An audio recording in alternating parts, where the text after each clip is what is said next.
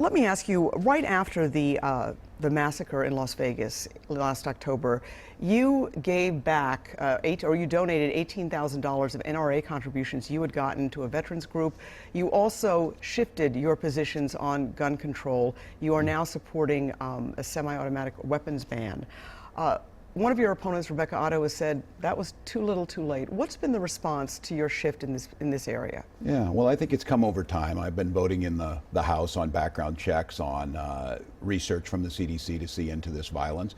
I think it became obvious that certainly the national NRA was not speaking in a way that was helpful to solving these problems or was even respectful to fellow Americans. And so I understand that part, certainly not associated there. But what I do understand, and I think my shift is, the country's changed on this. We've changed. The situation has changed. And I, along with it as a leader, someone who I'm a staunch supporter of Second Amendment rights to own firearms. I grew up hunting. I grew up as a firearms owner my whole life. But I also recognize the need to have some common sense changes in this. I reject this notion that it's one or the other. Those folks out there who are responsible gun owners, their hearts are breaking every time we see one of these shootings, whether it's in a school or whether it's in Las Vegas. And they want to try and figure out, is there a balance here? And I believe there is in Minnesota. And I think the bills that were heard this week or were not heard for procedural reasons should have been brought up. These are things that don't infringe upon people's rights to keep and bear arms in a manner that allows them to do what they need to do, but it does bring another measure of potentially, and I'm not naive, potentially stopping one of these shootings. Right.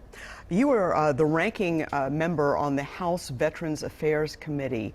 What is your comment or reaction to the collapse of the nomination of Dr. Ronny Jackson to head the VA and the president's comments that Senator Jon Tester of Montana should resign because of his criticism of Dr. Jackson? Yeah, well, let's be clear. The one thing that binds us all together is care for veterans. And in the House and in the Senate, this idea of my first reaction is that I'm saddened that we don't have a VA secretary in place. I'm saddened that the White House has created chaos by not engaging the veteran service organizations like the American Legion, the VFW, and those folks who are working on this. So I certainly don't know about the personal life of Dr. Jackson. What I do know is that it should have never gotten to the point where this was put in the middle as a pawn for veterans. This is important business. We need a head of the second largest agency in the federal government. We have a responsibility to get a qualified person in, and by doing the way that it was done, simply sets us back on that. We need to buckle down and go forward. And as I said again, I certainly feel that Senator Tester was doing exactly what he needs to do, along with Senator Isakson, Republican from Georgia,